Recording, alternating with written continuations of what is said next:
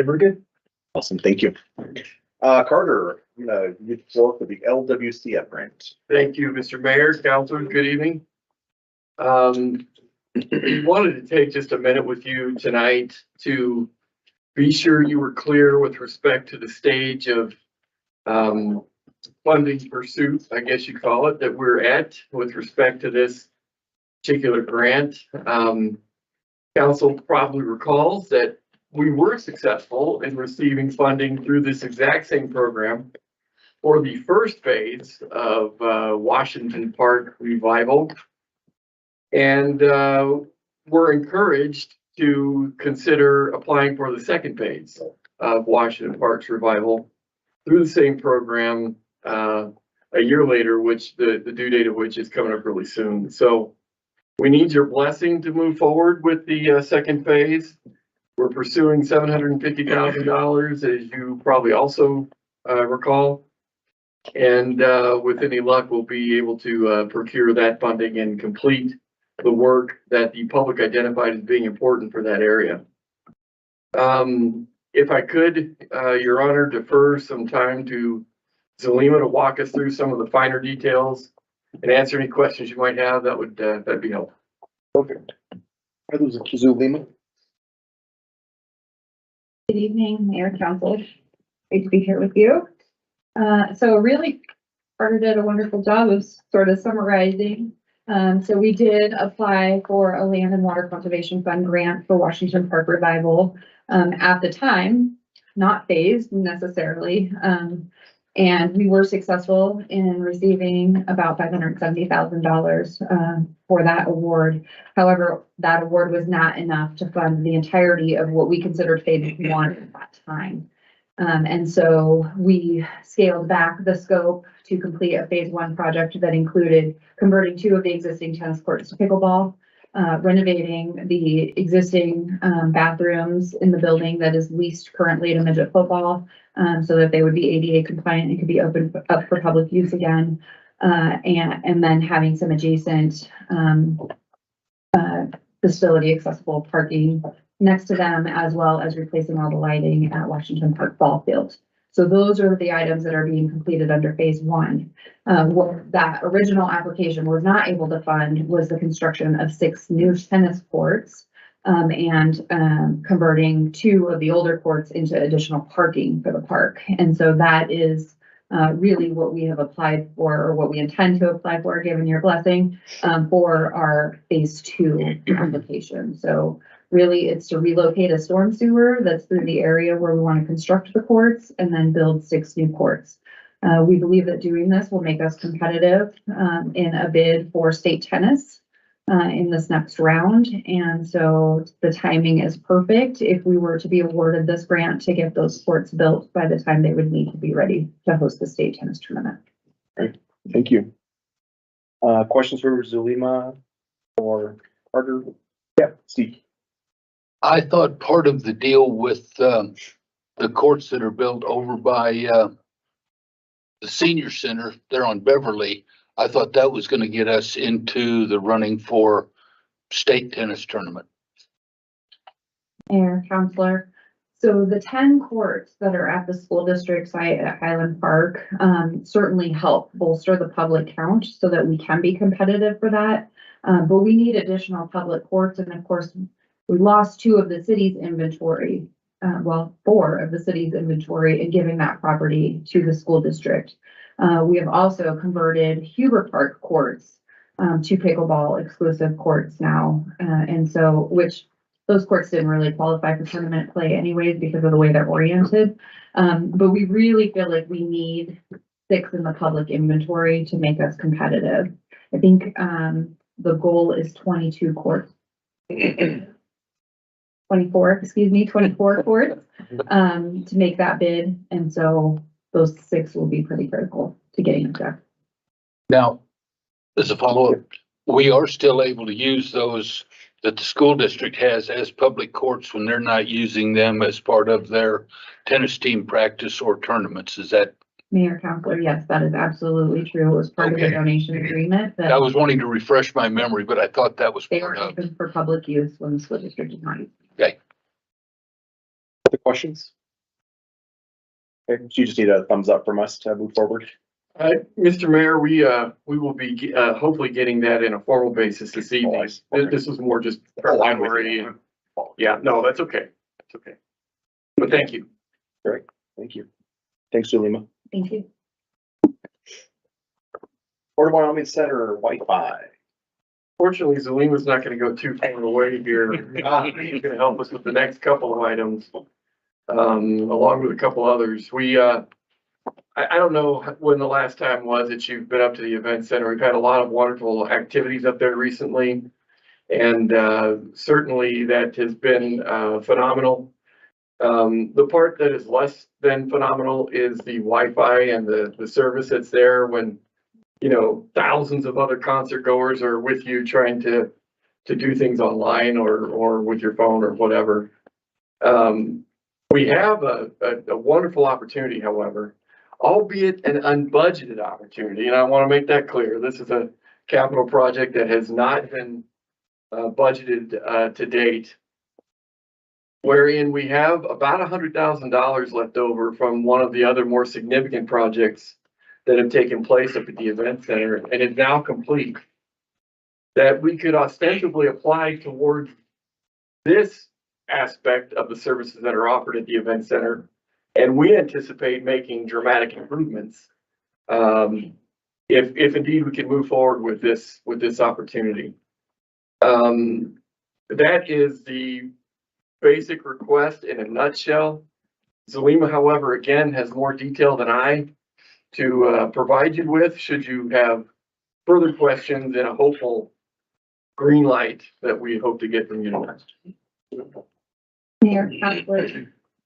So really the gist of the project is to provide public Wi-Fi access to event goers at the event center. Currently, there's infrastructure in place that provides Wi-Fi to staff and to vendors, which is generally promoters and the acts themselves. But we do not have sufficient equipment up there to provide access for the public. We do have a DAS system. You may recall several years ago, prior to my tenure as your Parks and Recreation Director, that's a distributed antenna system that was intended or installed to boost cell phone service by the providers. At this time, AT&T is the only provider on the DAS. We've been being told for quite a long time that Verizon is coming onto the DAS, but that timeline has been squishy at best and keeps getting bumped out. So we really feel like installing the equipment to provide Wi-Fi service is really becoming a standard in arenas across the US and to remain competitive for to attract acts and for the user experience. It's really a necessity.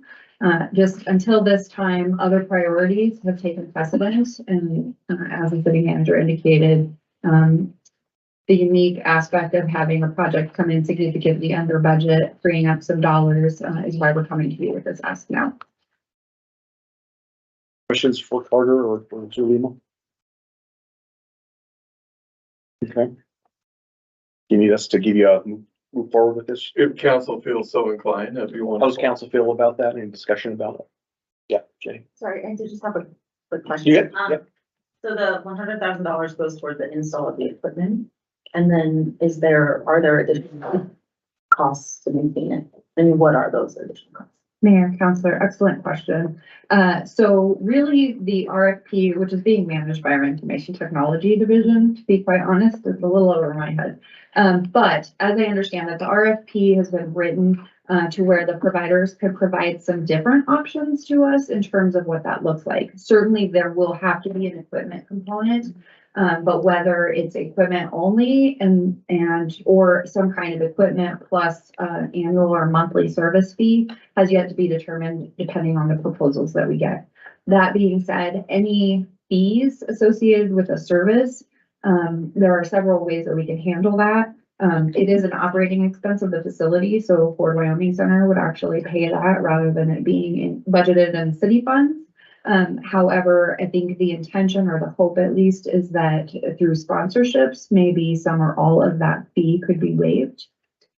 So all of that will be vetted more once we actually receive proposals from vendors. But we're hoping that any ongoing costs will be little to none.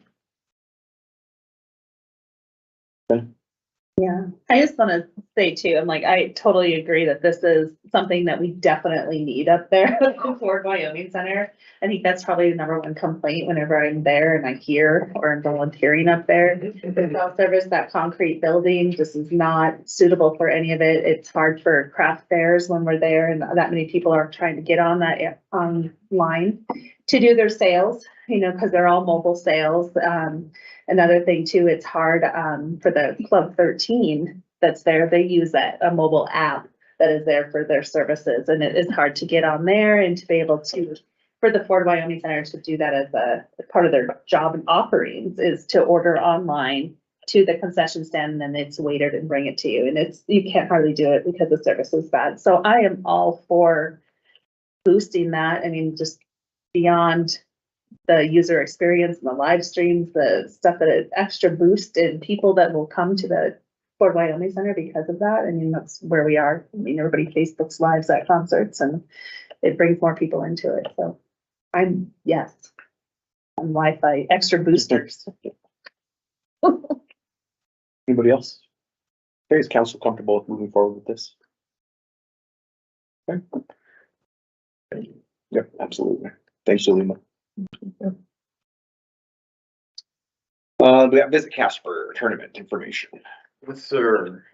We are very fortunate to have a wonderful event occurring here for the next couple of years in the form of this women's basketball tournament that Visit Casper was instrumental in bringing to our community.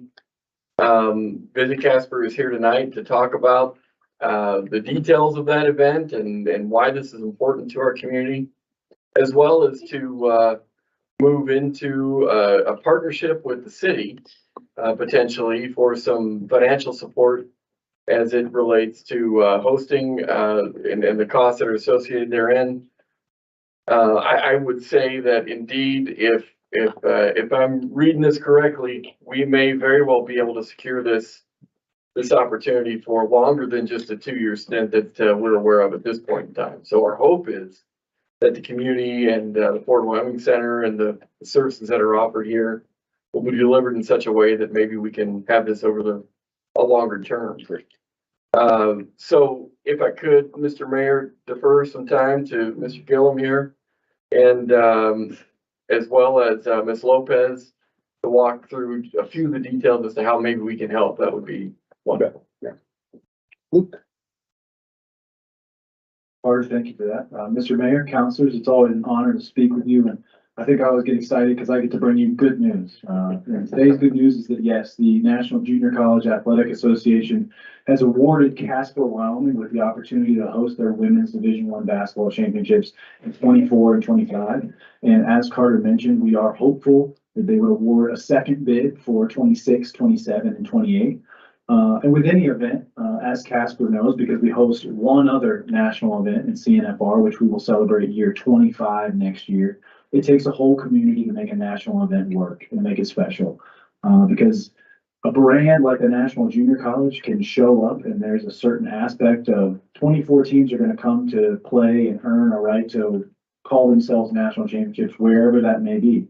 But they're leaving a destination that they were at for 6 years for a lot of reasons. One of those is because there wasn't a whole lot of community buy-in. In Casper, of all the things that we're great at, it's community buy-in and excitement. And this event is going to happen during spring break next year for the first time and hopefully for the foreseeable future. So what our goal is in terms of hosting this event for the first time is to raise $100,000 and to create 24 community partners that would then become community liaisons for each team that's coming from around the country. We're expecting that 20 states will be represented. And if you know the junior college world at all, their foothold and relationship with the international student athletes is incredible. So we're hoping to also be represented as a tourism destination to anywhere from 5 to 15 different countries as well. We're looking for $100,000 in sponsorship money because a 6-day event at the Fort Wyoming Center and a new one at that is expensive. And Visit Casper is sponsoring the rights fee just to simply say you can hold this event for $27,000. And on top of that, we're looking for $100,000 in different support through Family foundations such as the Boyles Family Foundation, as well as Altitude Energy Partners, the Wild Sports Ranch. The county has committed $2,500 with the promise that if the city grants us 10,000, they will match it. So right now, we are looking at possibly being around 70,000 by the end of the week. Obviously with that goal still being 100,000 and, continuing to work with our community partners. But at the end of the day, we're excited about the opportunity to once again say Casper is the host of a national tournament where the world for 6 days on ESPN gets to see us as the host and not a bigger city. See what we can do with it. Anybody have any questions for Luke?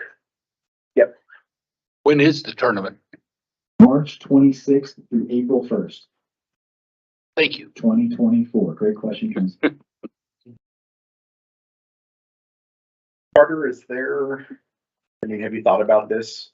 Obviously, what that would look like, where the funding would come from for us to be able to do that?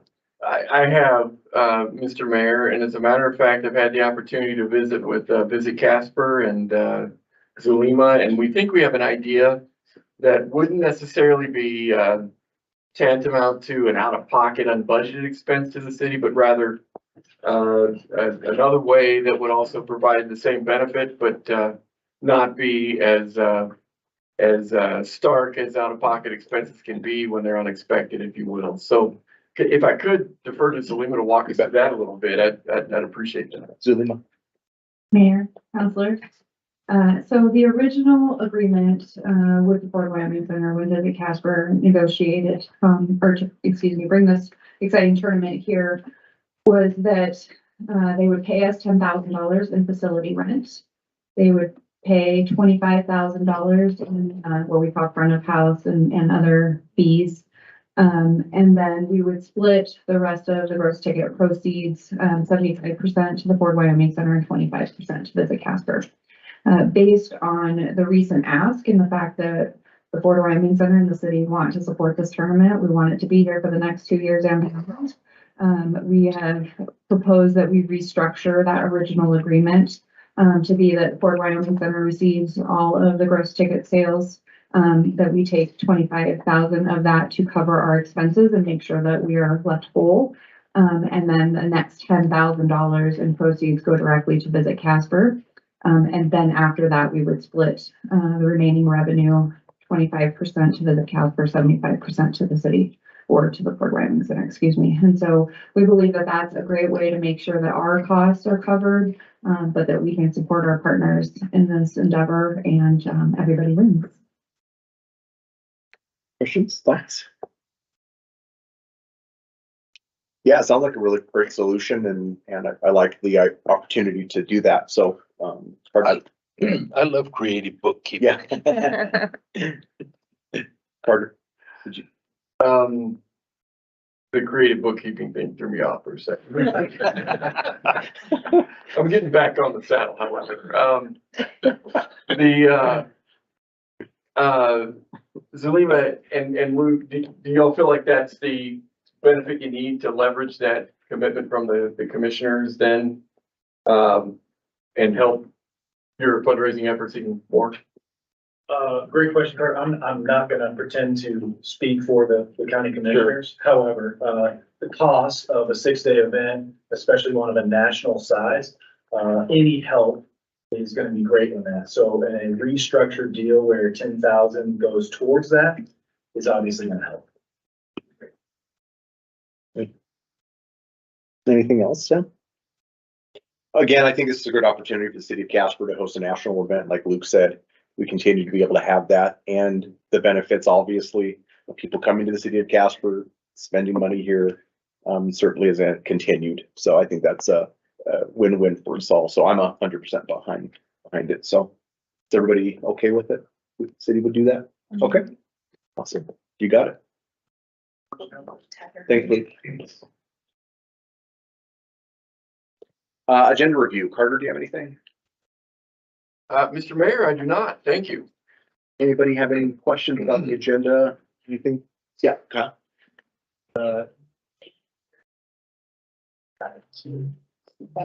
Wait from here. Oh, hold on. Yeah, I was just curious. I've been following the, city snowplow naming stuff, on our, Facebook page and stuff, and it looks like, I think we picked a winner or at least closed, the results. And so I was just I expect that to show up sometime soon in our agenda, but I didn't see it. And so I was just curious if that was something we were gonna talk about more this year, or if we're gonna nail down the name and then it's a next year thing. No.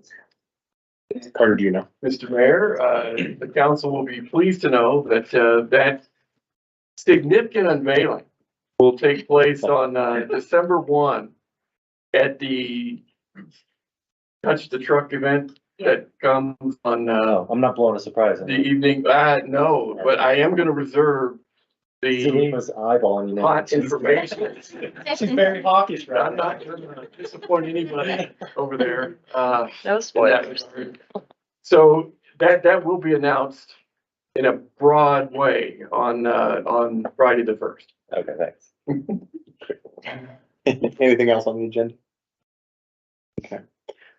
So we do have about 10 minutes or so. The chief has asked us to go and take a picture, the whole council, to go out here to the lobby, take a picture, with the certificate. Will you tell me the certificate again? The accreditation certificate for That's the right. Casper Police Department. So he'd like to take a picture with this, council right out here. So we'll do that and then we'll come back, get ready for our meeting at 6. Right. It's a bright spot. Yeah, I thought it was now.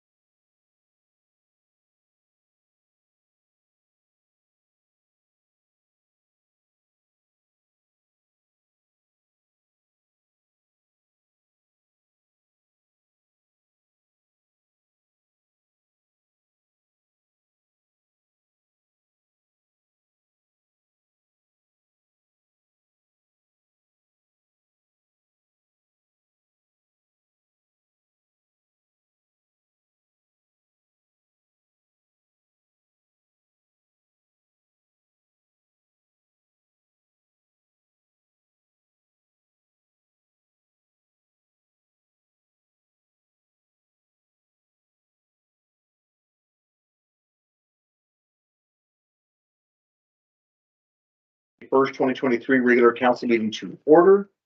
All councilors are present. Would you please join me in the Pledge of Allegiance?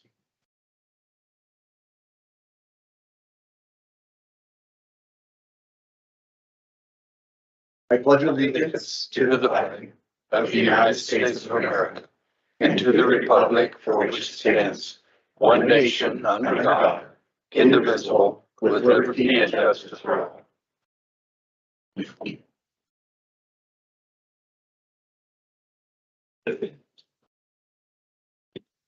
Thank you. Please read the consent minute approval titles. Approving the minutes of the November 7th, 2023 regular council meeting as published in the Casper Star Tribune on November 18th, 2023.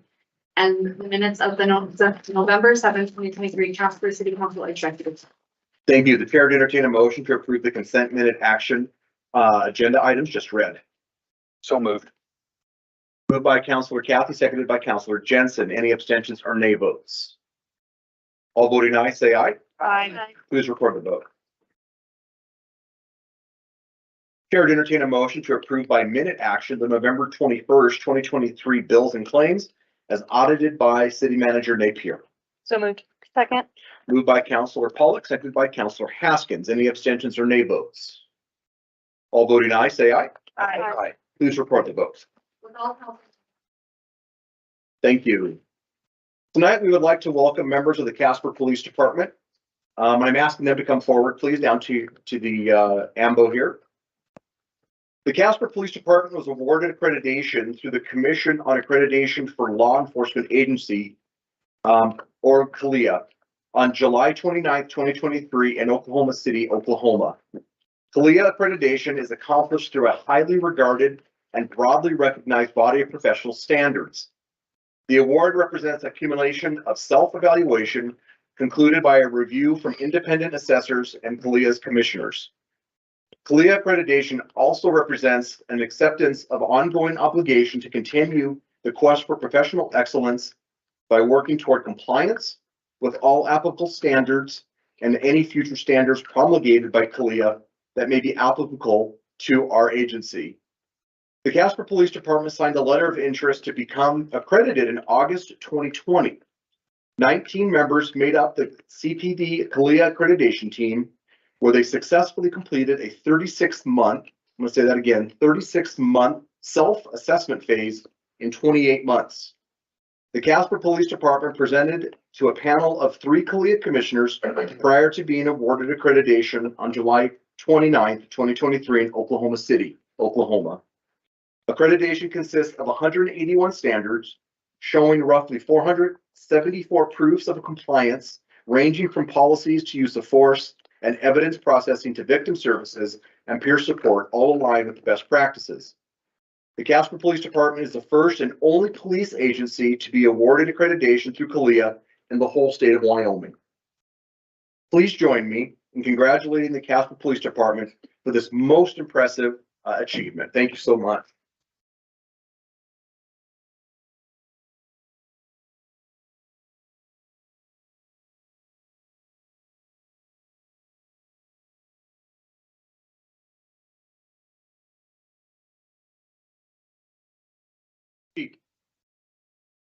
Mayor, council, and our citizens, in this season of gratitude, I want to take this moment as the chief of police to express my gratitude for an amazing team. This is achievements of an entire department from the line level throughout every unit, every division of the department. A lot of work went into this, a lot of participation to achieve this very hard fought goal. These are hard to come by.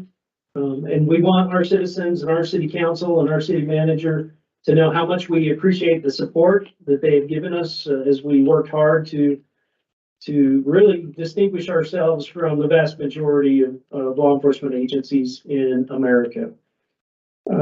It's important to know the benefits that come from this.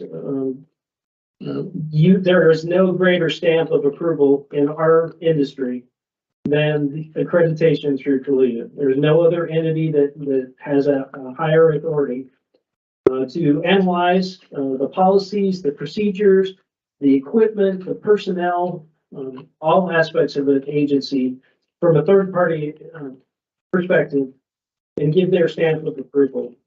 Your Casper Police Department worked hard to achieve this distinguished goal. But rest assured, it is a significant recognition for the level of professionalism that exists in the Casper Police Department. We're grateful for the support of the city manager and city council as we dedicated resources and personnel to this effort. And we're not finished. We continue to make improvements every day as we seek to achieve the highest level of accreditation, that advanced accreditation with excellence award that is squarely within our sights. And we're also preparing our Public Safety Communications Center for full accreditation also. And we hope to achieve that in record time also. So thank you. And most importantly, thank you to an awesome team that pulled this off in amazing fashion. If you were to have the full report in front of you, you would see that we were found in 100% compliance with all standards. So that is a testament to the professionalism of your police department. Thank you. Thank you.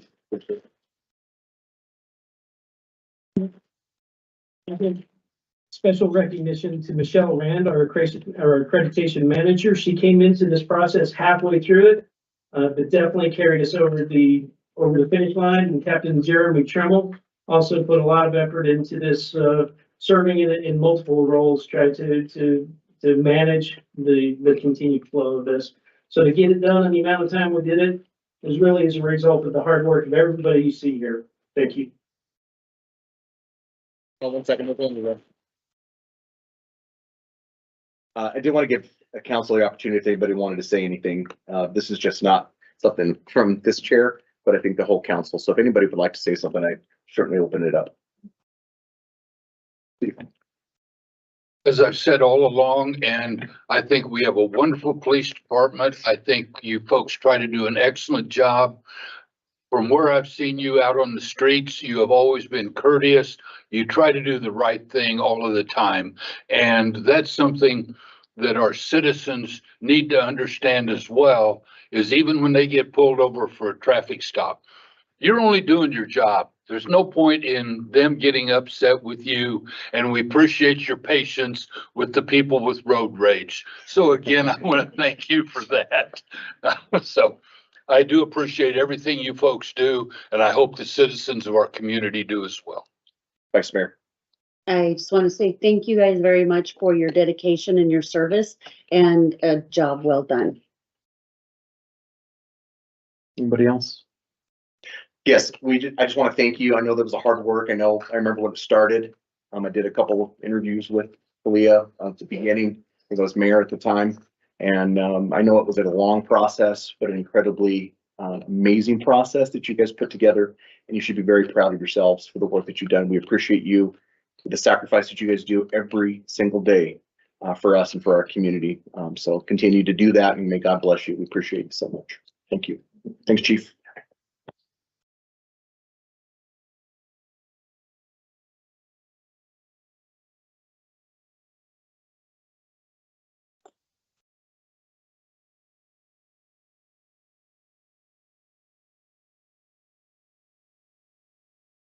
Okay, now is the time that we invite anyone in the audience who wishes to speak with the council to come forward. This portion of the meeting is dedicated to the public to allow them time to voice their concerns. Therefore, council will take communications under advisement, but if they choose to respond, they will do so at a later time. We do ask that you please state your name, direct all questions to the mayor and only the mayor. No personal obscenities or threats will be tolerated. Council will not respond to personnel matters. These will be all referred to our city manager. If council chooses to address these matters, it will be done during the introduction of measures and proposals by council, which happen at the end of the meeting. Presentations are limited to 5 minutes, and there are no exceptions for time extensions. Please note that public hearing and the public hearings and ordinances each have their own comment period. So wait till we get to that if you've covered a specific ordinance or a hearing. Mr. Schiffman. Yes, Mayor, members of council, I also want to compliment the police department. They do an excellent job, and they are very courteous and very helpful in our community. I want to also compliment, council member Bond, who, a couple weeks ago, he had a work session and he made a great suggestion. Too often we use acronyms, when we don't explain things, and I was trying to follow along. And I think we all do that, from time to time. Just an example, one was NDO, and I didn't know what that was, and I actually testified last year, and that's non-discrimination ordinance. Another one is WHAM, and I looked that up, that's your association, Wyoming Association of Municipalities. I thought you were talking about Batman comic books and Wham, sound of Wham.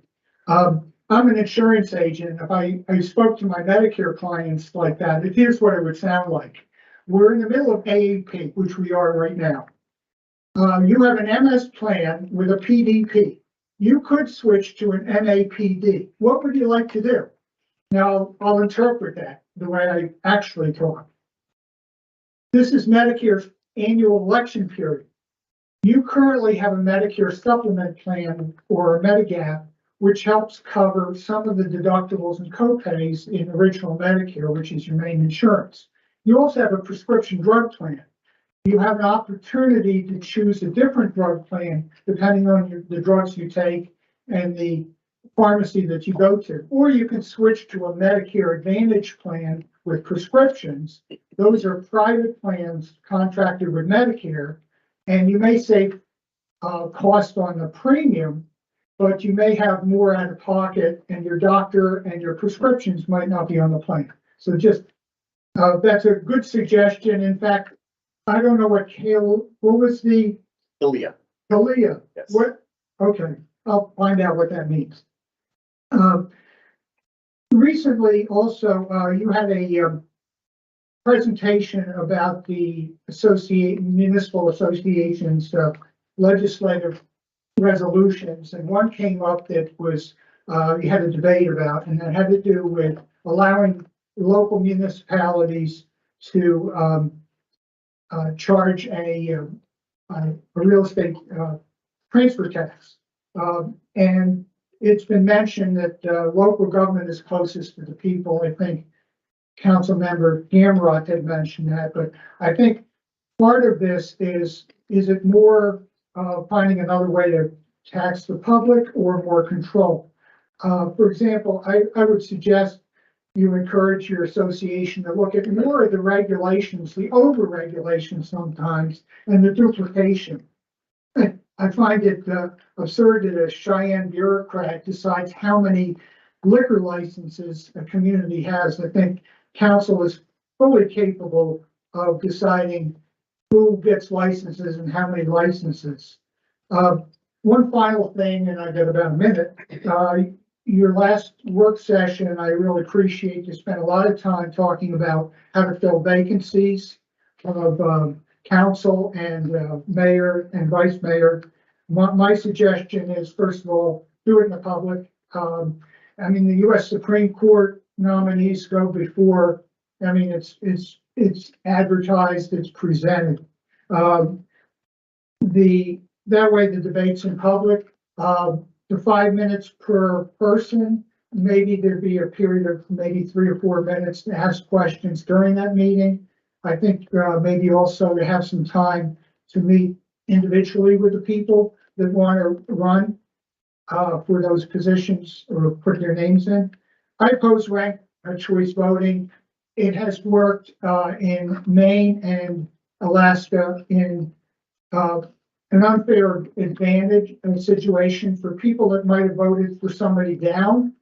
The way that works in those states is that their candidate, it drops off, and their votes are reassigned to other people that they might not want to support. Those are a few of my ideas. And also, finally, I think it also should be whoever gets a majority. If you have 3-3-3 for the vote for 3 candidates, you work it out. That's the way the House of Representatives did. And it's messy, but it ends up most of the time finding a consensus person that can work with a majority. So I appreciate your time. Thank you, Mr. Sherman. We appreciate it. Any others? So as to address the council.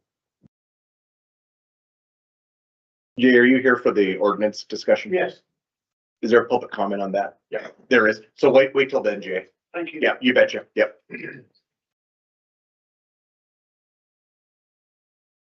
Yeah, if you're here for the zoning change ordinance, we'll have a public comment period for that.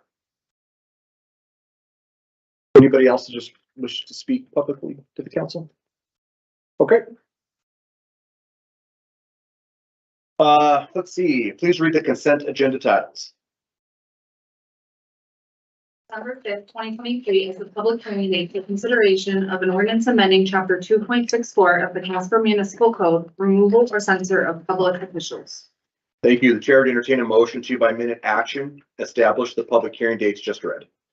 So moved. Second. Moved by Councilor Kathy, seconded by Councilor Pollock. Any abstentions or nay votes? All voting aye, say aye. Aye. Please record the vote. With all councilors voting aye, the motion passes. I now declare the public hearing open for the consideration of the ordinance approving a zone change in Longview Edition number 2 and Luker Edition. Mr. City Attorney, do you have any exhibits? Thank you, Mr. Mayor. I do. Exhibit number 1, correspondence from Liz Becker to Jay Carter Napier dated October 25th, 2023. Exhibit number 2, ad proof for publication, the Star Tribune on November 9th, 2023. Thank you. Mr. City Manager, do you have a report? Thank you, Mr. Mayor, councilors. Good evening. This is the opportunity for council to consider the rezoning from a PUD in the subject area that you can see outlined on your exhibit. The 3 properties would be under the influence of whatever direction council determines, whether it remain in the PUD development format or in a C2 general business that is being requested by the petitioner. The reality is that the C2 designation is consistent with respect to a number of the applications that exist currently in the larger area, and indeed is a little more restrictive in terms of what businesses would ultimately be located in the southeast corner of the exhibit that you are consuming right now. In fact, it is proposed that that existing building will be removed, and indeed a new development would take place in that particular aspect of the subject area. Thank you. Council will now listen to public comment. Public hearing comments are limited to 5 minutes and no duplication of speakers will be allowed. At this time, I would ask those individuals who wish to speak in favor of the zone change in Longview Edition number 2 and Luker Edition to please approach the lectern. Those who wish to speak in favor of this zone change.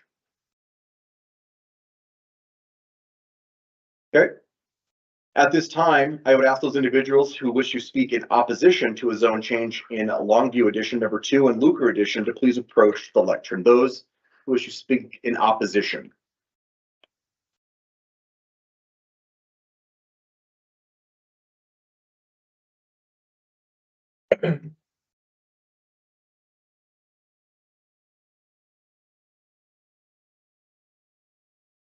Good evening. My name's Jay Darling. And I'm part of the circle up there that goes to the 300-foot mark. I bring these 2 ladies with me. They live on Gannett, right across from this place. This is the 6th time that we fought this Luker Edition. Goes back to 1979. Problem being, every time it was denied, the zone change was denied 3 times in the 80s. Then it went to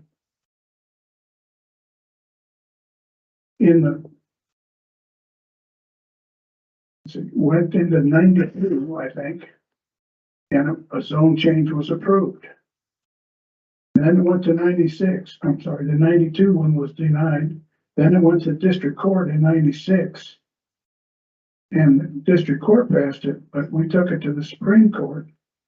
And the Supreme Court denied it because basically they're saying that the change was made, wasn't inconsistent. English is getting me. Wasn't consistent with the language of the bylaws of the city at the time. So they reversed the decision. Then it took from July of 77 or 97 to 99 before the commission, P&Z commission, denied the zone change at 58 and 59 from an R4 to a C2 because it would allow for other types of commercial development along Gannett, which would be inappropriate from the R1 across the street. Case number was ZOC 99-005. Following the P&Z hearing in 97 to grant a conditional use permit for the commercial parking lots of 58 and 59, the decision was appealed to the district court for some reason appealed, and we lost. They lost again. At that time, after the Supreme Court lost, in between that period of time, the planning and zoning, I'm not going to say board, but the people that are in the department allowed them to put a curb cut right smack in the middle. So people come in and out of that zoning, the lights flash on these two ladies' home. They put in blinds, pasted the window shift.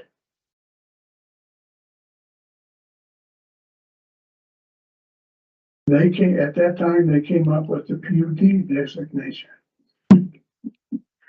And how they got the PUD declaration was they did it for recreation. And they put a park bench over next to what is now the bank, and a park bench over what is near the apartments, permanently in the ground, and then put two picnic tables up. And that constituted a recreation clause. They got by with it. Nothing has changed since their deal, but P&Z came out, allowed the parking lot to remain, but ordered the closure of the curb cut. The curb cut's still there. Nobody has changed it. The city didn't have to change it. At the time, the commission concluded that the curb cut was a hazard due to the site visibility for westbound motorists on Gannett. Granting this rezoning change for 58 and 59 would allow for other types of commercial development along Gannett, which would be inappropriate for R1 across the street, and the adjoining R4 lots, which are the apartments. The problem that you have now, can you bring that map up there again? Yeah, about 40 seconds, Jay. We're gonna have the same problem. So up here where you see the lines coming down, and then there's a vacant lot there, and then the apartments are to your left. See what white truck is? That is not part of this zone change. The problem is, we looked it up, L58 owns that thing. We're gonna be back in the near future arguing about what are you gonna do with that one? So if we deny the zone change now, order them to get rid of the curb cut, we cannot ask them for a site plan because you can't have that with this particular thing. Yeah, So your time's up, Jay. you're gonna be back, we're all gonna be back fighting this thing in a few years over lot 57. Thank you. Thanks, Jay.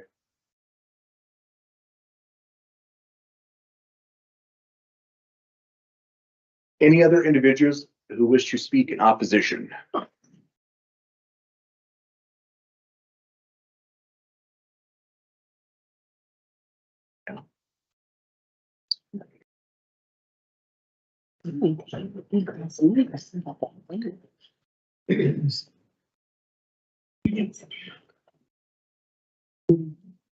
name is Nora Holman, and I live at 4041 Gannett, directly across from the upper part of that parking lot.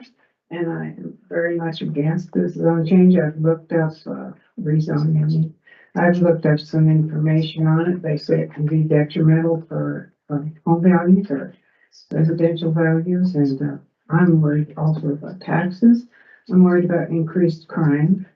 So at the very least, if you go ahead with the rezoning, I would like to see some kind of something put up, a wall, brick wall, whatever, because other cities do this. And they put a area so that the residential doesn't have to deal with all of those issues of crime as well as just the noise and everything. So that's my reason for not wanting. Thank you.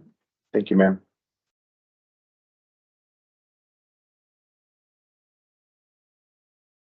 Any others who wish to speak in opposition?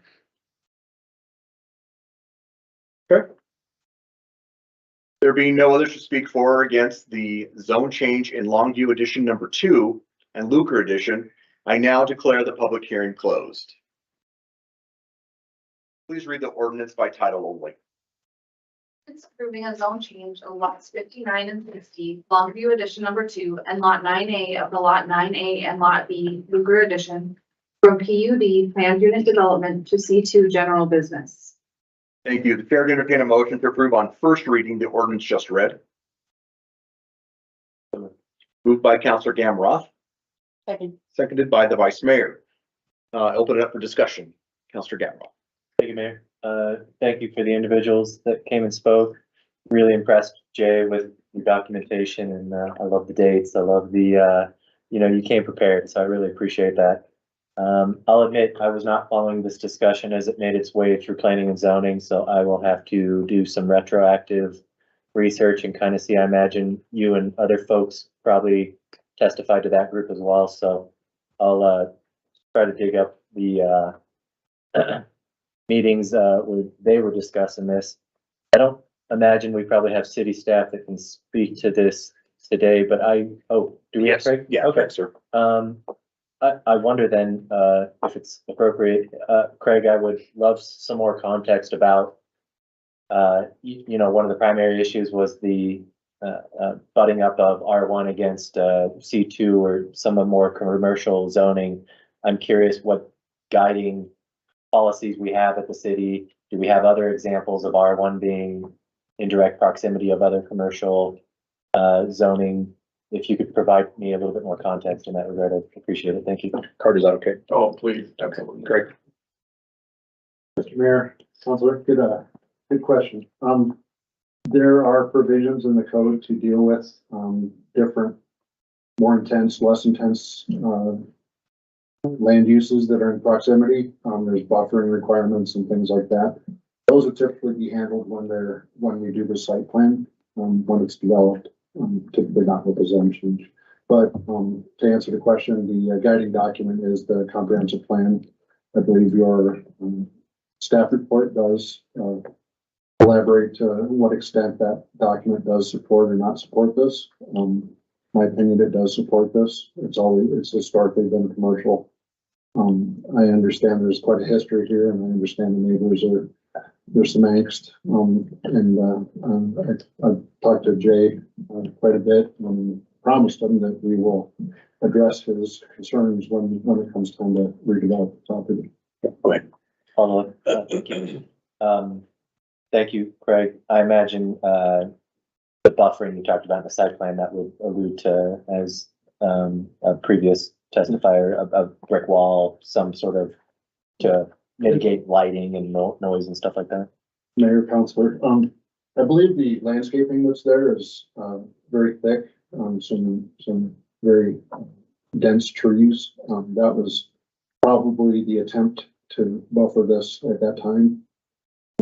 I don't believe the PUD zoning was appropriate here. I think C2 makes much more sense. PUD is a special zoning district that should be used for special circumstances. With set aside a 20% open space. I think that's what Mr. Darling is alluding to about the recreational component.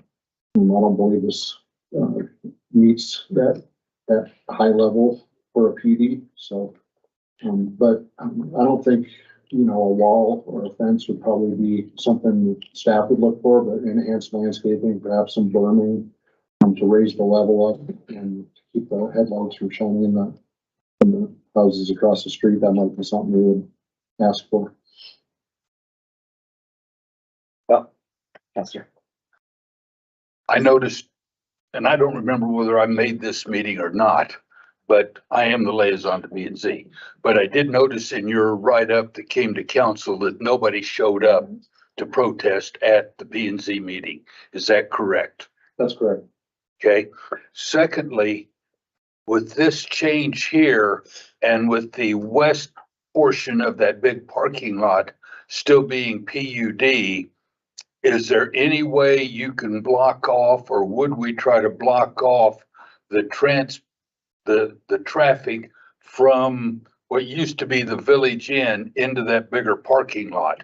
Because here a couple of months ago, even before this came up, I happened to be sitting in that parking lot waiting on somebody to go have a meal there. And I noticed people cutting through the Village Inn parking lot, driving right on through and coming out on Gannett.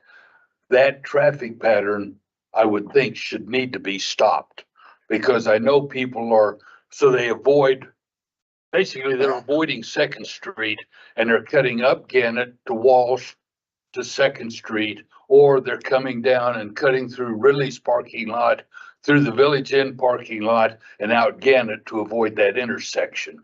And is there a way that we can try to stop some of that traffic flow? Because that's really one of the major concerns that the folks have. And I know there's nothing we can do about Gannett to Walsh to Second, but is there something we can do about cutting through the parking lots? I know, Mayor, Councilor, I know the neighbors have been talking with the city engineer, Alex, and I'm not sure of the status of his discussions. I do know that I wasn't here in the late 90s, but the lawsuit that occurred had a lot to do with traffic and access, and a conditional use permit and findings, and it was very complex. I don't know. I know when we do a site plan, when it's time to rebuild something on that site, more than likely it'll generate a need for a traffic study, and I think improvements to the area will probably occur at that time. That's not to say it couldn't occur sooner with the city engineer's blessing, but I don't want to speak for him. Councilor Jensen. I have a question for you, Craig. Sure. Can you explain to me, what is I know plan unit development, the PUD, Mhm. planned unit development. So what kind of building does that actually mean? Does it mean like apartment complexes, like? It's actually the most wide open zoning district. It could be anything. It could be sexually oriented business. It could be mini storage.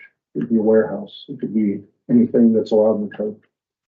So here's I don't like it. I think it's not even, that whole area does not need that zoning to me. I don't see the benefits of it, taking it from with the opening it up to the possibility of it being whatever. I mean, that is one of to me, a gateway to the city. And if we put storage units or apartment complexes right there, it's gonna dirty it up, and it's gonna bring in all kinds of other things that are not beautified for the city of Casper. It's gonna look trashy, is what I'm kind of thinking here. And with respect to the people that live right there in that park, heading up to the school, why would we even want that? As the city manager said, the C2 that they're asking to change it to is much more restrictive. So I would agree with you. I'm not a fan of the PUD zoning district. It was applied a lot from the 70s through the 90s. I think it was applied poorly in the city of Casper. I don't think it did the intended thing it was supposed to do. And Yeah. I am trying to undo every PUD I find. Yeah. I mean, I just, for the residents that live there, I mean, those houses were probably built in the 80s, 70s. So, I mean, we should listen to what they say. They're the ones who are living there. They're the ones who have to deal with that traffic already over there, which is a nightmare and a zoo in Redleys. And it's I can just see the possibilities of where it would just end up in not a favorable way for Casper, especially when we're talking about bringing in tournaments and bringing in all these other things and making the community better. We need to have something that is beneficial to everybody on that east side that's right there, not something that is undesirable for everybody to look at, especially the residents who have lived there potentially since '70s when they bought the house new. So I'm against that. Mr. City Manager. Mr. Mayor, Counselor, I appreciate your point, and I feel bad leaving this aspect of the discussion go without clarifying that indeed the current zoning that is in place in the subject area opens itself up to exactly what you're describing. The petitioner, however, is requesting a zone change that narrows what it is that could be built there. And so we're actually coming closer to what you're worried about by changing the zoning classification and making what it is that can be built there a lot more narrow. So I was worried that there might be some confusion pertaining to where we're at now to where we should be going, if indeed we do want to tighten up what can be built there. And so in that respect, going to a C2 tightens up what it is that could be built there compared to what's going on right now. Mr. Mayor, councilors, and just to kind of dovetail off of that, bringing us back to what is before the council, and that is a zone change. And I think the city manager and Mr. Collins did a nice explanation of what that means.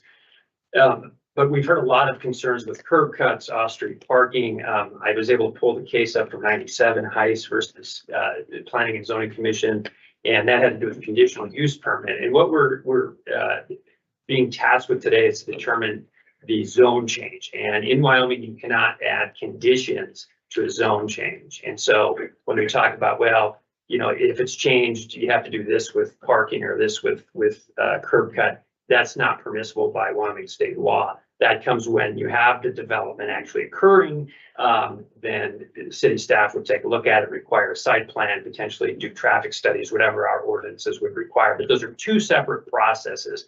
And so I don't want those to get conflated and have council think that, well, you could potentially approve the zone change with strings, because that's just not allowed under Wyoming statute. Councilor Cap. To dovetail into that, basically, according to statute, unless there is something legally the matter with this zone change, we can't really deny it. Otherwise, the petitioner can turn around and sue us as well, because it is commensurate with the other properties around it. Basically, anything that can be built in the C2 could be built in the PUD. All we're really talking about is restricting what can be built and eliminating a little bit of the paperwork that goes along with the PUD in the early stages of the PUD. Isn't that a? Yeah, Mayor, Councilor, I would mostly agree with that. I do think that the council does have some latitude. I mean, I think there is a political decision aspect of zoning. But in this case, the report from staff is that this is consistent with the master plan, if you will. It fits with the development that's been envisioned by the city. So there certainly isn't anything glaringly obvious from a legal standpoint that would say you can't approve it. And again, if it is denied, it doesn't mean that they can't develop it. It's just going to leave the city with fewer tools, frankly, and probably a less efficient system to regulate that potential development. So, but I agree with the majority of what you said. Councilor Damrock. Thank you, Mayor, and thank you, City Attorney, for further context and all the information. Illustrates all the nuances of these decisions that that come before us. Speaking to the traffic issue, you know, Councilor Cathy mentioned sitting in the parking lot, seeing people skirt through the parking lot to avoid the intersection. I've seen that myself. I don't spend a ton of time in the area, but you know, I think many people have been witness to that. I understand that we can't put conditions on a zone change, but I guess my question for you, Mr. Collins, is it safe to assume that once we've done the zone change, you're doing the site plan based on your experience with traffic studies and stuff? Is it your belief that there would need to be some sort of mitigation? I'm surprised it was allowed to develop like this in the first place, and maybe that's a result of the original PUD zoning. But you know, I hear these concerns, and it does make sense to mitigate that traffic flow through that area. And so I don't know if I understand that we can't put conditions on a zone change, but is it safe to assume if we do a traffic study or something, it'll turn up an analysis along those lines? Thank you, Counselor. I think one thing that we can expect is there's a curb cut rather close to the intersection where the bank drive-through comes out. Craig, do you mind, I'm very naive. Do you mind explaining the curb cut, what you're describing here? Sure. So there's an access point. I don't know if it's an exit only. I believe it's an exit only shown on the bottom right of the southeast lot. Yeah, right there. To the right of that, right there, there's a, just to the right there, where there's the canopies for the. Oh, that's the bench that was being referenced. That was the bank drive-through right there. Yeah, the bank drive-through, I think, is way too close to the intersection. I would hope that we would do something about that and eliminate that. That said, they have to get access somewhere, and there's multiple property owners, and there may or may not be easements. YDOT controls Southeast Wyoming Boulevard and probably won't allow a curb cut. So somewhere there has to be a curb cut on Gannett or through the rest of the parking lot, which they may or may not own or have easements. So it's a complex issue. I would hope for some positive changes. I can remember reading about that 97 case that the city attorney mentioned, that island that you see above the main curb cut there, was put there to slow traffic down and to discourage people from just shooting through there at high speeds. It's meant to be a barrier where people have to slow down and go around it, kind of like a traffic circle or something. So I know that was an accommodation that was made at that time. But multiple people may rely on that, including people that are not involved in the zone change. So it's a complex issue. Thank you. Yeah, Councilor Pollock. Is Gannett the street with 2 or 3 speed bumps on it as well? It's like a concerning traffic situation generally there, would seem.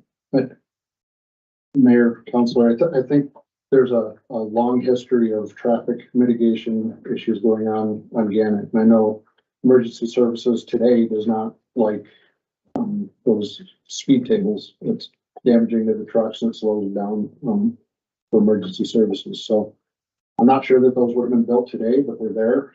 And I know the city engineer is looking at some of those things and 4-way stops up farther to the east on that street and some other things. But again, I can't speak for his recommendation at this time.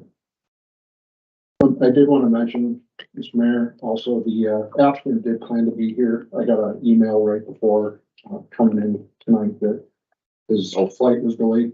He's here. Okay, so anyway, I expected he would stand up to speak. Okay, that's all. Okay. Councilor Bond. Thanks. Craig, so the applicant is Curve TV, correct? Correct. And so I'm assuming that's, it's not gonna be a large volume of traffic. I don't know, but that being said, the zoning change, another business could in the future go in there, could be increased traffic. Could be a restaurant or a business that has more traffic that could go in that same location in the future. I believe the applicant may be able to elaborate on the plans. He may not be able to give you like a name of a business, but I think he can tell you the type of the business. Okay. Do we have him come down and maybe? Well, I still have follow-up. So, okay. Oh, hold on one second. Go ahead. Okay. So the exit next to the old Village Inn building there onto 2nd Street, does that allow easement from the old bank building? Does that does that allow traffic to go from that lot out that exit, in and out of that exit? I don't believe, I did look at that recently and I don't believe there's any traffic controls there, so it does look Yeah. like full access. Yeah, That's another one that to me is questionable. yeah. So I mean, it just makes me wonder about, well, whether that exit entrance on Gannett has to be there at all, if that's available. I don't know. I'm just asking. But I imagine that would all be things that you would address in the negotiations on the site plan. Yeah, correct. It really depends on the type of business and what they need. Sure. Some businesses need a lot of stacking and a lot of traffic, some don't. You know, Yeah. doctor's office, for instance, you don't need that much traffic. Sure. Coming and going and stacking and things that like a drive-through restaurant would. So a lot of it is, it's dependent on the final design and the type of business. Okay, thank you. Counselor Jensen. Okay, so I'm trying to wrap my head around this. When Carter says, so we're switching, I want to make sure that they're following this too here. So we're switching from a PUD to, you said tightening it up with more restrictions when it goes to a C2, which is the general business. So so general business, that means there's no chance of like apartment complexes or anything like that going in there. It's a general business, like the guy was saying. Apartments are allowed. Warehousing, manufacturing is not allowed. Sexually oriented business is not allowed. In a C2. In a C2, so it's more of a total light commercial district, and it's a mixed use district. It does allow both residential and commercial. C2, C2. mixed use, Mixed use. residential and commercial. Correct. So there could be an apartment there. Correct. Okay. Now I still don't like it. What is curved, but if it tightens it up, maybe I'm not understanding this fully. Am I? I'm not. Can somebody else help me? Counselor Sutherland. Yeah, I was just gonna ask, maybe it would help to have our curve representative come down and tell us a little bit. It sounds like we're making. Would it be possible to have you come down to maybe answer a few questions from the council? Well, he's coming down. Well, he's coming down. Jenna, Counselor Jensen, basically, what Craig had said is with the PUD, I can come in and put mini storage in there. Right, I can't with C2. we're tightening this up. Make it up. All right, Hi, good evening. My name is Chris Hatch and I'm a representative for Curve TV. Thank you for having me. Questions for Craig? Yeah, Counselor Gamble. I guess just in general, I've read the Oil City News and some other local publishers have, given some basic information about Curve TV and, kind of what you're about, but I think there's still some knowledge gaps for us and, the community. So do you mind just kind of explaining what the business is and kind of what your plans are for the area? Sure. Every time we name an LLC, it's kind of a process. You end up having to come up with some name to remember each one. Mhm. Curve TV is just a funny thing that had to do with one of the individual involved in the prior deal. And then we sold that and did a 1031 exchange into these properties. So it has nothing to do with this property. Oh. We currently develop under the banner Forza Development. And so if you're more welcome to check out our website there. We primarily build retail and multifamily. And we're out of Salt Lake City. We do that throughout the mountain states. And so that's what we do. Our intention here is to build a new retail building here. It may help you at least understand a little bit about this. In addition to the zoning, there's actually a private set of CCRs attached to our property as well. And that's dictated by Ridley's, which originally was the Albertsons shopping center deck. Getting an amendment from a grocer is much harder than getting a rezone request done with the city, as you might imagine. They're very challenging to work with on those kind of things. They don't like things changing. They like their business plan staying the same. So we can't build per the private CCR housing here. That would be not a use that we're allowed to do. So that's helpful. So the website there is more typical for the type of product that we build. Fast food, drive-through burger, chicken, coffee, sit-down restaurants, that kind of stuff. Other questions? You said you couldn't build residences there? Not with the private CCRs that exist today. We'd have to get an amendment, which would include getting the grocer to sign off on that. And the other members of the shopping center. Vice Mayor.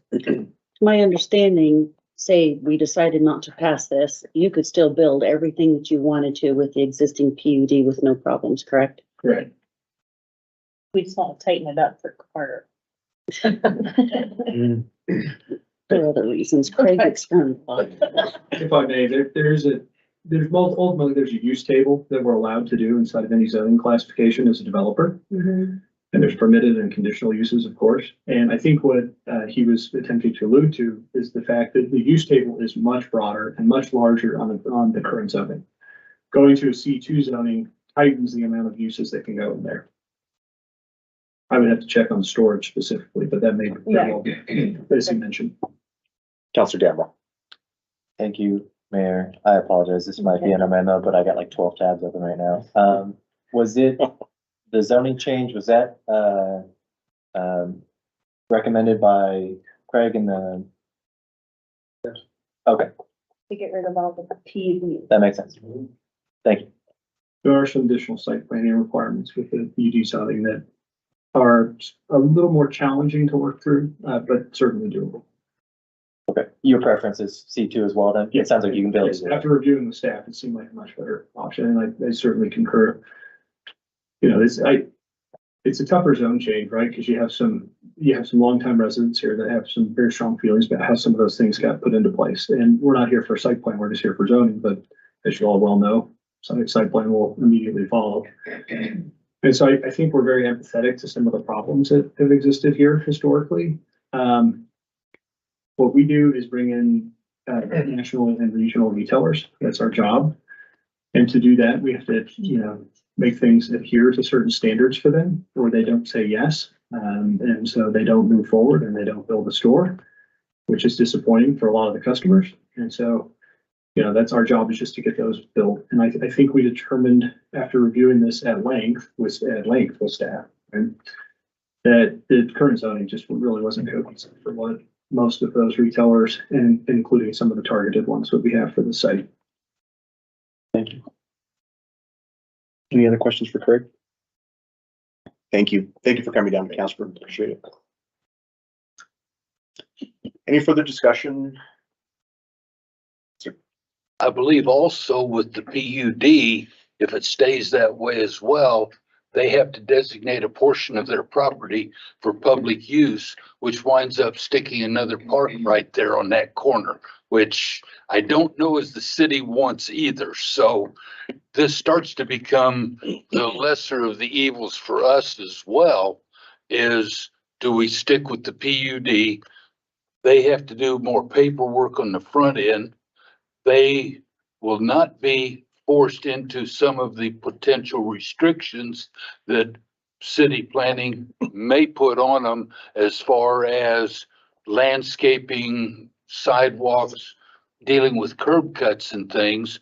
Plus then we wind up with another park versus allowing them to reduce the amount of paperwork that they may be forced to do, gives us more flexibility in controlling the site plan and eliminates some of the undesirable things that could come in due to the PUD. Is that a reasonable assumption or a reasonable summation of where we are on this zone change? Mr. Mayor, Councilor, 95%. The only difference I would say is it's not a public park. It's a open space for the benefit of the residents or property owners. So I'm sorry, I misphrased it. Yeah. I was paraphrasing when I said park, but it's open space, which is defined in the code as recreational amenities and things like basketball courts and tennis courts and things like that. So that's kind of what I meant by PUD doesn't really fit this. It doesn't really make sense. So I haven't weighed in much, but what I will say is that I'm not opposed to the zoning change because I do think it tightens it up, which is really good on that side of it. And a PUD shouldn't probably exist in there. But what I will say is that I do think there's some traffic issues there. I think there's a lot of that comes through that parking lot that I have a lot of concerns about. I also have further up over in Thelma and Gannett, where there probably should be a four-way stop. I think that that's important for us to look at and have that conversation. Hopefully what we can do is maybe have some type of a traffic study that needs to be done. And I think we do, have the conversation with those that are living there. I did know that one house that kind of buttresses up against where that cutout, where that big part is, where the island that you come out, the light would come right there. Is that yours, ma'am? Goes into the house. And so there's a lot of, I think there's some issues that probably need to be fixed and looked at, and we need to have that continued conversation, I think. But I do think as far as that goes, setting that aside, that's one issue. I think this issue, as far as that goes, as far as a zoning change, looking at that and trying to figure out what's the best solution for those that are living there and make it as amenable for them and livable. But I do think there's some issues there. So this is first reading. I want you to know that. I think this is more discussions to come. I think the zoning change may happen, but I do think we need to have that conversation. These are my constituents too, from Ward 3. So I'm going to be able to represent them and their concerns, so they also know that they're being heard and so forth. So more discussions to come. Any other? Wow. Excuse me for a second. I didn't know. We were gonna fly off or something. I'm scared. Okay, chair to entertain a motion. We did that discussion. Any amendments? Any abstentions or nay votes? All voting aye, say aye. Aye. Please record the vote. All councilors voting aye, the motion passes. We'll stay in touch. Okay. We have 2 more readings, but we'll stay in touch. Okay.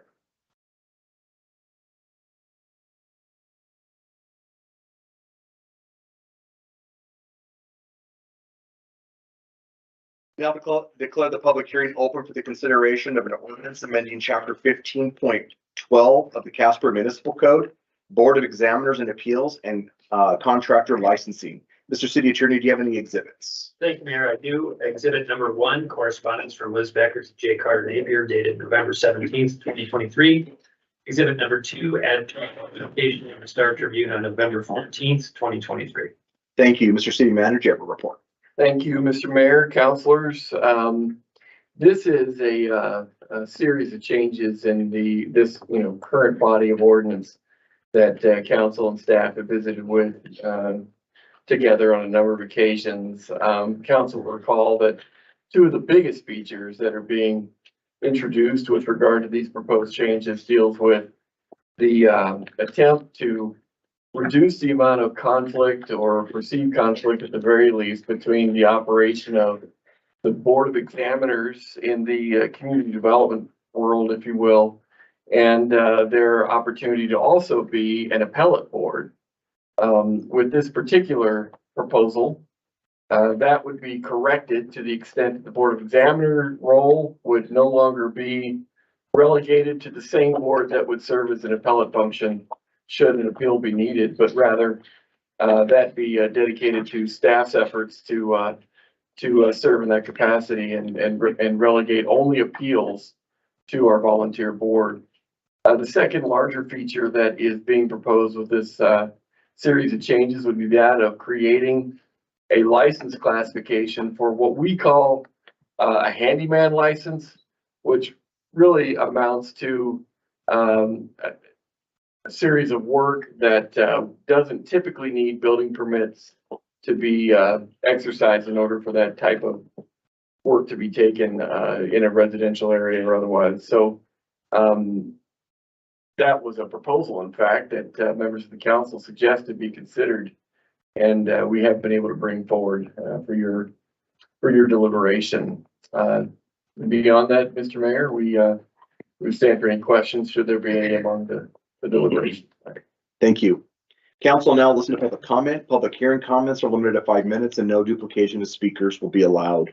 At this time, I would ask those individuals who wish to speak in favor of an ordinance amending chapter 15.12 to please approach select turn.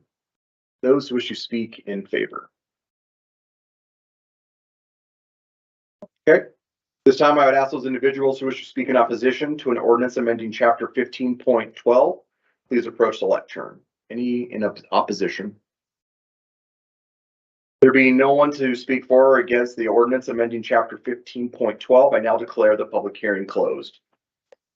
Please read the ordinance by title only. An ordinance amending chapter 15.12 of the Casper Municipal Code, Board of Examiners and Appeals and Contractor Licensing. Thank you. The chair would entertain a motion to approve on first reading the ordinance just read. So moved. Moved by Councilor Bond, seconded by Councilor Sutherland. Discussion. Vice Mayor. I just want to say that I really think that this handyman license is very much needed.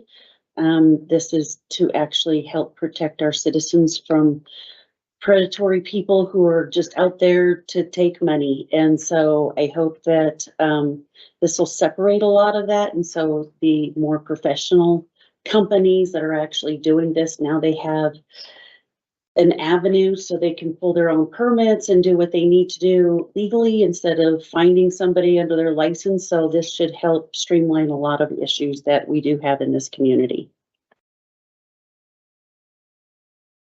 Anybody else? Okay. Any amendments? Any abstentions or nay votes?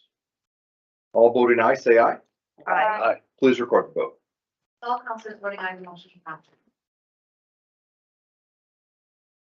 Now declare the public hearing open for the consideration of an ordinance approving a plat and zone change for Lower Brothers Addition subdivision. Mr. City Attorney, do you have any exhibits? Thank you, Mayor. I do. Exhibit number 1, correspondence from Liz Becker to Jake Napier dated November 8th, 2023. Exhibit number 2, add proof for publication in the Star Tribune on November 9th, 2023. Thank you. Mr. City Manager, do you have a report? I do not, Your Honor. Thank you. Thank you. Council will now listen to public comment. Public hearing comments are limited to 5 minutes and no duplication of speakers will be allowed. At this time, I would ask those individuals who wish to speak in favor of a plat and zone change for Lower Brothers Addition to please approach the lectern. Those who wish to speak in favor.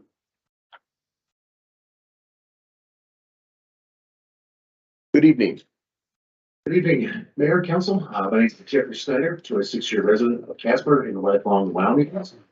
And I'm here in favor of this and representing 2 entities that are involved with this. The first one is Mount Hope Lutheran Church, who will be granting land that is part of the zoning to educational space to Luther Classical College, to which I'm a member of the Board of Regents for Luther Classical. If you have not heard, Luther Classical has also made some reports in the news recently with Oil City News as well, and also an interview today with K2 TV. So if you're not familiar with Luther Classical College, we officially were organized in 2021 and we plan to open for actually teaching and academic purposes in August of 2025. By doing so, our goal is to have a maximum of 300 students. And along with that comes also the plan to have 15 to 20 faculty and academic staff with other support staff that will be moving into the community and partaking of what Casper is all about. Luther Classical it will stay small, and that is on purpose. Sometimes if you're familiar with higher academia, an institution can get too large, too expensive. Our goal is to have tuition be only $8,500 per year. Our goal is to also have our students graduate debt-free. And hopefully by graduating, they will participate in one of only 4 tracks that we are offering. We're offering a pre-seminary track, an education track, a parish music track, and also a general track. The general track is also qualified for such individuals like my son who wants to go into pre-law. It would be the same as a pre-law track. So by keeping small, we're able to stay focused on our mission. Our mission is to raise young men and women in a good, godly Christian way, teaching them to be good citizens and to partake of the community that they are in. Eventually, they're placed with good education. So by doing so, by rezoning as education would allow us to basically build at least $25 million worth of infrastructure, property, plant, and equipment, which would include at least 10 student housings. We're not calling them dormitories, they're more like housings that will foster more of a community involvement among students instead of dormitories where everybody's packed together. And right now, the plans to have two, if not up to 3 or 4 teaching and academic buildings for professors, offices, classroom space, and so forth. Eventually, we'll also have a library built on our campus. And then a long-term goal would be to actually have up to a 450-seat auditorium for performances and so forth, for music especially. So with that, I have about 2 minutes left, but if you have any questions, that is the impetus for Luther Classical College. And the last thing would be why Casper?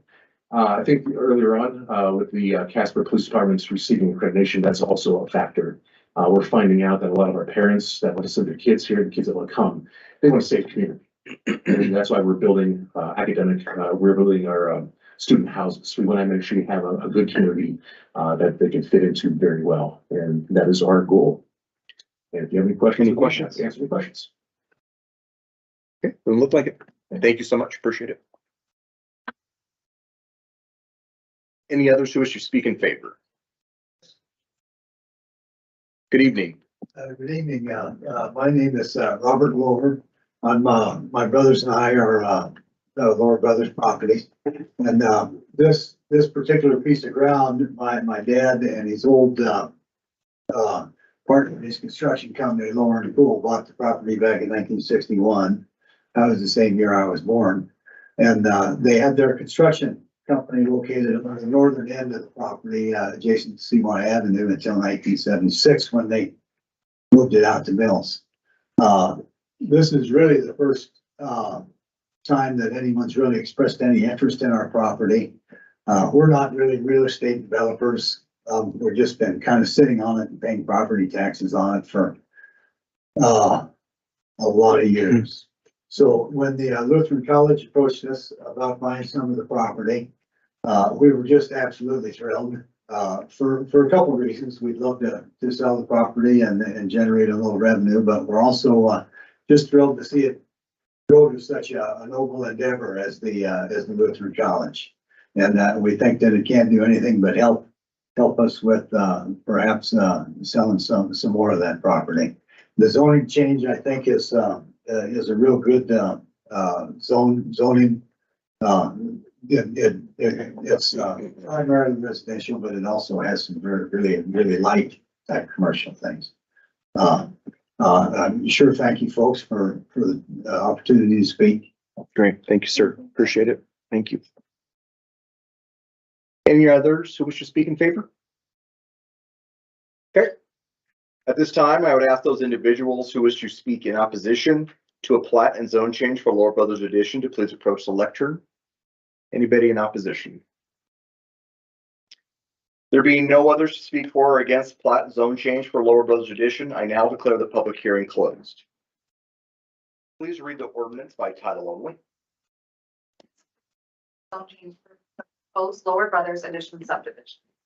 Thank you. The chair would entertain a motion to approve on first reading the ordinance just read. So moved. Second. Moved by Councilor Kathy, seconded by Councilor Haskins. Discussion. Councilor Jensen. Very vocal tonight. Stuff. But I'm happy for you, both of you. I really am. I see a lot of good that could probably come out of that. I'm also not looking forward to, if we pass this tonight and moving forward, all the people who live on Ridgecrest who have appreciated your land for so many years are probably. Exactly, because I have some friends up there too, and I'm like, oh, the view is so gorgeous. So I'm expecting some resistance from that, but I'm happy for you, and it's your land, and I'm happy, but I'm telling you, you're gonna piss off those people. For selling it, but it's your land, and I'm happy for you. It would be a much better looking building than the old CY Junior High was. Yeah.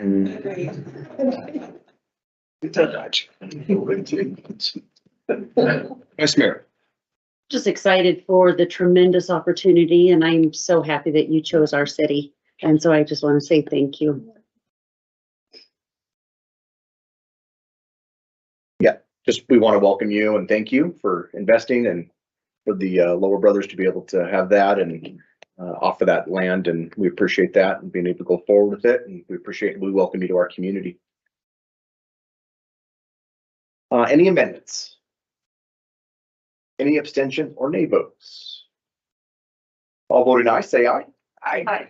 Please record the vote. All councilors voting aye, motion. Thank you so much. Council will now consider consent resolutions. Please read the consent resolutions by title only. NA1, authorizing a contract between the city of Casper and Civil Engineering Professionals Incorporated for the Western Gateway Corridor Enhancement Study Phase 2.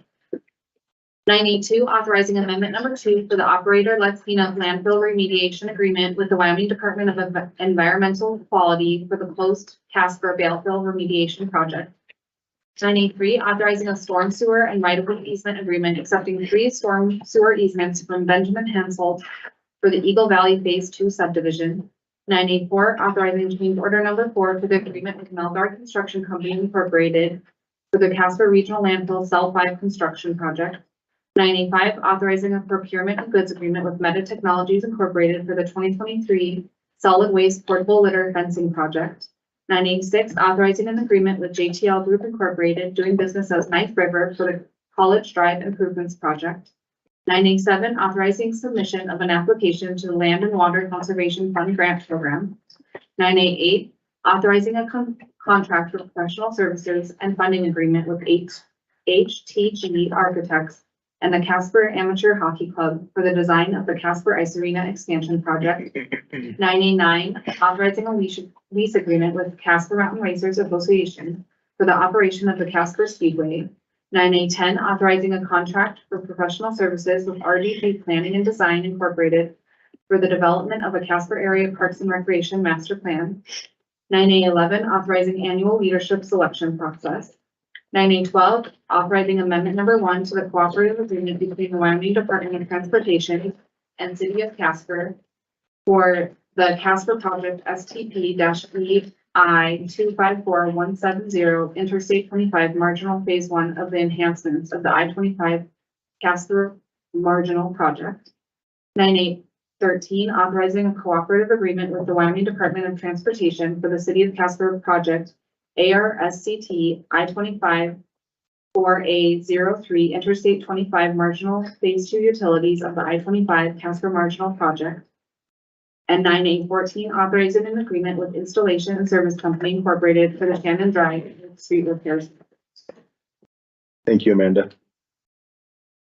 City Manager, would you like to comment on, excuse me. Chair would entertain a motion to adopt the consent agenda items just read. Moved by Councillor Sutherland, seconded by the Vice Mayor. Mr. City Manager, would you like to comment on any of these? No, thank you. Okay. Any abstentions or nay votes? Any of the items? No. All voting aye, say aye. Aye. Please record the vote. All councilors voting aye. Thank you. At this time, we ask councilors to bring forward relevant concerns or items of interest. I'll start with you, Councillor Sutherland.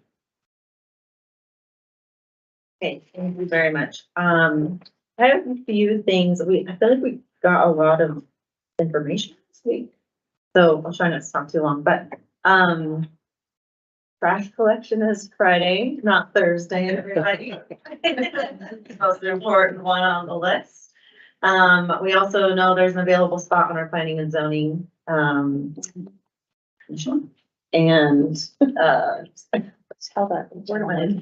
Anyways, yeah, clearly it's a hot topic, so please join. We've got a different transit schedule this week. No linker assist running on Thanksgiving, and then different schedules for Friday and Saturday. So please check that out if you rely on those services.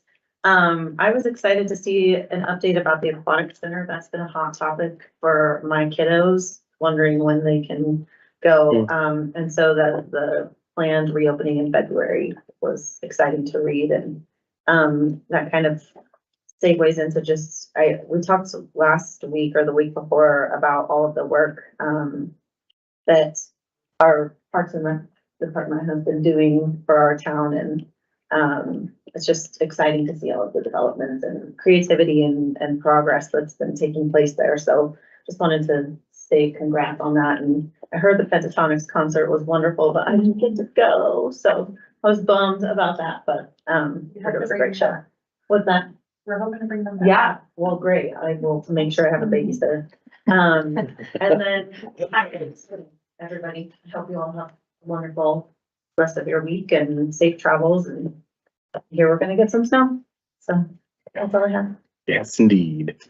Counselor Jets. We are going to get some snow, but it's gonna be gone by Saturday. The parade is coming to downtown. It is gonna be fabulous. So on Saturday, the 25th, after the snow is removed, come downtown for the Casper Christmas Parade. We are up to, well, we had like 83 floats by the time we closed. And we had a couple people drop out, but still in the 80s, high 70s for amount of people that are floats that are entered. So it's going to be amazing. But then times like 3. So we've staged quite a bit of floats ready. So about 160 different participants in the parade. So it's going to be amazing. Dress warm, get your hot cocoa, and visit your downtown shops. I know a lot of the different shops, I guess, are starting to put in some permits so that they can have themselves open for the parade. So it's going to be extra special. I know Donnell's is planning on having cookies and free hot cocoa. So Donnell's over there. We have an announcer who's going to be announcing the parade. We also have Stuff the Van. So if you can bring some toys down for those who are less fortunate, stuff that van. It's over at David Street Station. It'll be parked. So you can do that. DJ Sean Nike will be there doing double duty. He'll be stuffing the van during the tree lighting at David Street Station at 6 o'clock. And then he's going to shift gears and hightail it over to the Rialto, where he will be announcing the parade floats as they come down. So stuff the van, get the tree lighting at 6 o'clock, 6:30, the parade starts. And the Casper Area Chamber of Commerce Foundation is who's putting that on. And we are excited with all of the community that is involved. It's just making it so awesome. And that's my joyous part of everything, of all the planning. Just see all the happy smiley faces. So get out and stay warm. Awesome. Counselor Gamroth. Thank you, Mayor. Couple of us are in the Rotary Club of Casper, and at our Monday meeting, we got an update from Paul Marbles. He's the athletic director at Casper College, and it was really cool to hear from him how successful all of our athletics teams have been up there. It sounds like men's soccer is in the top 8 in the nation, rodeo top 12. Women's volleyball was Region 9B champion. So there's a lot of accolades. I didn't quite capture them all, but it sounds like Casper College has been very successful this season after kind of transforming their athletics program. So it was cool to hear that. Congratulations to them. Congratulations again to the Casper Police Department and the chief for their CALIA accreditation. I did a little bit of research in my free time up here on the days this evening, and found that only 5% of all law enforcement agencies in the country have received this designation. So again, to highlight what the chief said, this is a big deal and sets us near the top of the pack in regards to our professionalism, our standards. So thank you again to the chief and for everyone that joined us here this evening and those that weren't able to for your work on that. We had a Metro Animal Shelter Task Force meeting last Wednesday. We heard from Michael Upton. He's the Director of Operations at the Cheyenne Animal Shelter. If you aren't familiar, they have a nonprofit that manages the shelter, and they coordinate with the police department for the enforcement arm of things. It was really enlightening, his presentation, especially their budget, which is nearly $3 million, the majority of which comes from private donors and grants. I think it was about 2/3. They also have 37 staff compared to our 7. So, highlighted again some of the needs that many of us are already aware of at our animal shelter, and the struggles that we have with trying to get to the place where we want to be. But Michael was a great resource. He took a tour of our shelter, had some feedback for us, and sounds like we're going to keep in close touch with him.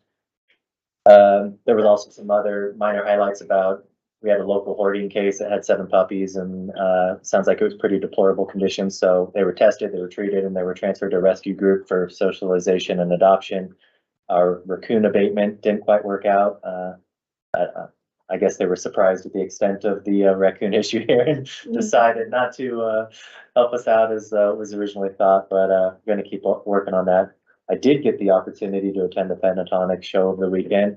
It was a full house. They sold around 6,000 tickets from what I understand. It was a very good show. Staff did a great job managing the crowd. My experience was that it seemed like everyone showed up at the exact same time. All 6,000 people showed up right at the same time. But I thought the crowd, it was the most people I've ever seen outside the center trying to get in at one time. But staff did an amazing job. They opened up like 10 different entrance points to try to get people in there as quick as possible. So I don't know if they had preparations or plans ahead of time for that, but it seemed like it was, they responded very quickly, and thankfully folks weren't waiting outside for too long. I also grabbed my 4 tickets for Dropkick Murphys and Hosier, and I thought they were both very reasonable, $55 for Dropkick and $80 for Hosier. So had a great time at Pentatonics. Really looking forward to those concerts. They also have the Cirque Musica Holiday Wonderland coming up, the Royal Ballet Series production of Nutcracker, Breakfast with Santa, a lot of cool holiday themed events, so I'd encourage you to check them out. And I think that is all I have. Thank you. Councilor Bond. Thank you, Mayor. Let's see. I also wanted to offer my congratulations to the chief and to the entire police department. That's quite an accomplishment, and just congratulations and that's a lot of hard work, having done a lot of school accreditation. I know how much work that is, and doing it on a short timeline, even more wonderful. Looking forward to the lighting ceremony at the Conwell Park. I think it's on December 1st at 4 o'clock. And so that should be a fun event. Also, I'll be at the parade on Saturday. I did go to the Pentatonics concert as well. Last year went all the way to Denver, so it was nice to have them here at home. And I think the energy from the crowd was really good, and it just felt like a little more intimate space compared to the one I experienced in Denver. So it was kudos to the staff. It was a great event. And the one thing I would comment on is the parking at Crossroads. That was a great idea. I would recommend if we do that again for another large scale event like that, if there could be a second shuttle bus. That was the only feedback, but people were in a good mood. Nobody was grousing at all. So, but if it gets colder, they may be grousing about waiting for shuttles. But I think that was a great idea, great option for parking, to park at Crossroads. And last of all, the senior center Thanksgiving meal is tomorrow at 10:45. I don't know how, but they need lots of help. So if anybody's available from about 10:45 to 1 o'clock at the senior center, they'll be serving a meal. So if you haven't signed up to do that already, I think if you just show up, they'll be glad to Ribbon cutting? Pardon me? Your ribbon cutting? My ribbon cutting? For the senior center. They did a ribbon cutting today for the chamber. Oh, I didn't know. Thank you. You're ahead of me. Councilor Kathy. Nada. Oh. Councilor Haskins. Wow. So my public health meeting was postponed again. Hopefully we'll hit something up in December. La Cocina's doing a free meal for Thanksgiving. First of all, props to them, because I think they do that all on their own. Second of all, if you're looking for somewhere to go, their food is fabulous. And I also went to Pentatonics. Take your kids. I took my granddaughter. She had a blast. She's little. She got a little crazy, but it was fine. It was a good time. The crowd was amazing. I had actually just had a conversation with someone about how I felt like a lot of times we're not the most friendly people at concerts. And then I got there and I was like, okay, I was wrong. We were amazing. It was the nicest group of people I've ever seen. I heard no complaining. It was fabulous. I'm almost feeling Christmas, which I refuse before the day after Thanksgiving, but I'm thinking about it now. So, Small Business Saturday, as you said, and I will be at your parade as well. Very excited about your parade. Should be fun. Councilor Pollock. Thanks. I think Kyle already covered our Metro Animal Task Force update. I also went to Pentatonics, and if you were there, you should know that the TikTok that we all made is up on the Pentatonics page as of yesterday. So go see it, like it. It has like 2,500 likes at this moment, so check it out, send it to your friends. If you look really closely, you can see each one of us in there. You can point us all out specifically. It's a social media app, Carter. We're gonna go viral. Carter's like TikTok. No. Sorry. Yeah, no, I thought, you know, as a community, we, represented very well with our singing talents, in that TikTok and, our ability to count down from 10. So go check it out. Many skills that people have kept. Points for enthusiasm. Yeah, totally. That's why I was thinking. Vice Mayor. I am bummed I did not, I delayed on buying a ticket, sold out. So I won't do that. So I already bought Dropkick Murphys. I've taken care of that already. See you on the phone. And so, I'll be in the mosh pit. so I'm just sitting in a seat, so. I went to, the contractor board meeting. And so some interesting statistics. 27 permits for new builds year to date end of October. That's pretty dismal. And, but the entire department has issued 27 permits for those, 75 building for electrical, 57 for mechanical, 71 for plumbing. So they're busy up there. So they've passed out quite a bit of permits in that department. And, I just wish everybody a safe and happy Thanksgiving.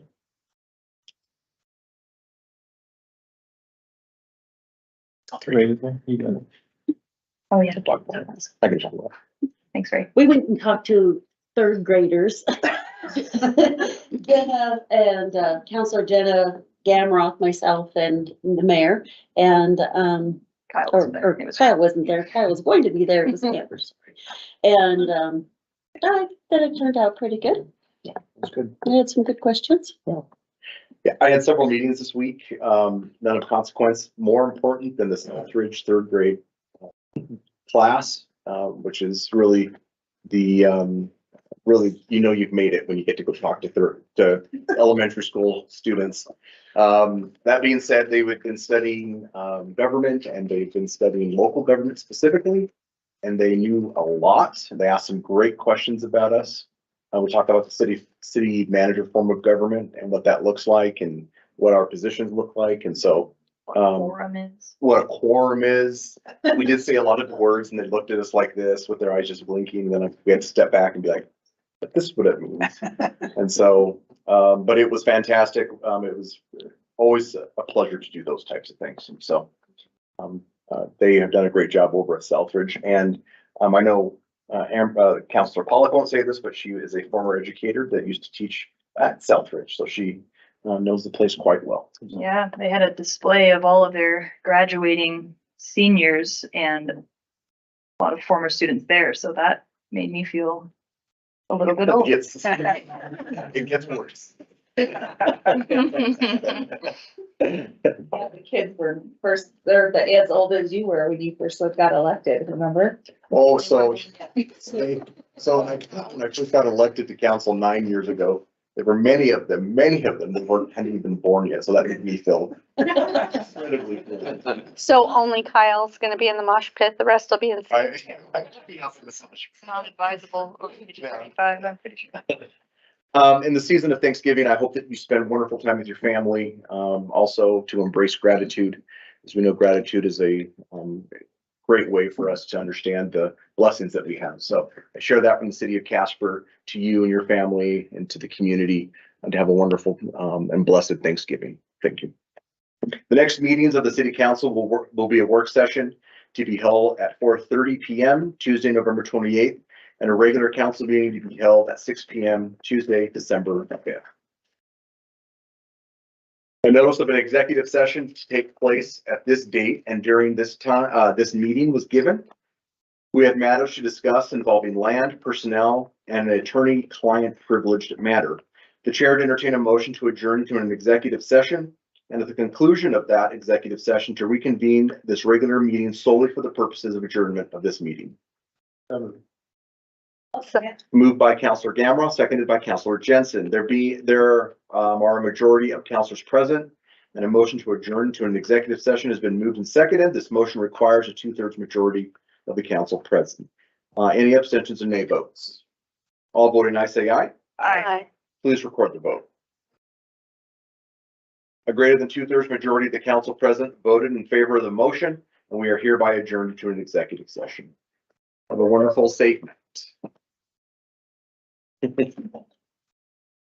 But I had seen that the snow was moving on Saturday. So- No, shut your mouth.